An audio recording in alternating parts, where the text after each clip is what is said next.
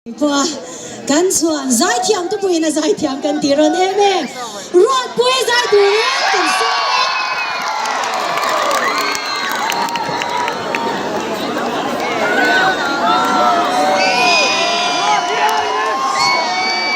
Hello.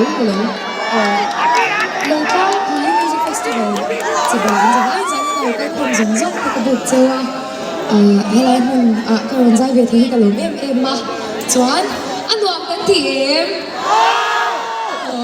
in lâu Chuan chào cái đều tổ ta kinh cái mà sẽ biết là tan Chuan China lâu cả thì cái lần sau đó na thì mình làm Chuan không phải tất kinh mình lâu sẽ cũng sống chán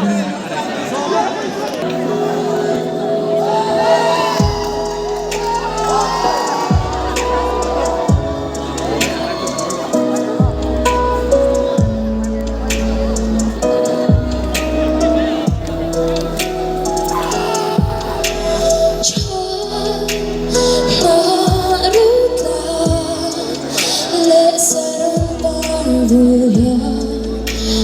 Mì Gõ để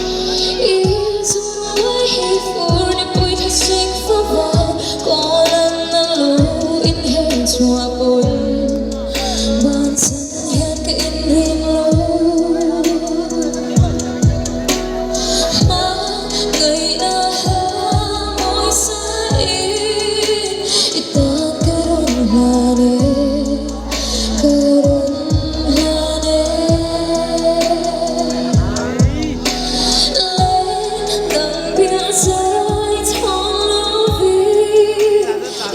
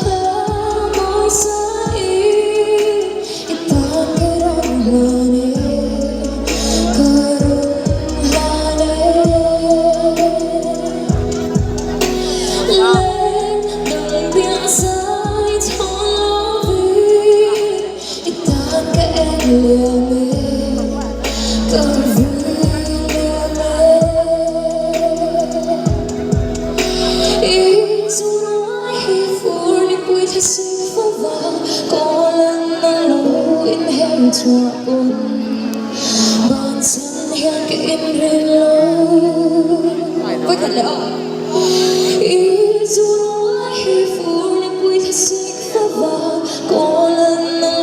những video hấp dẫn.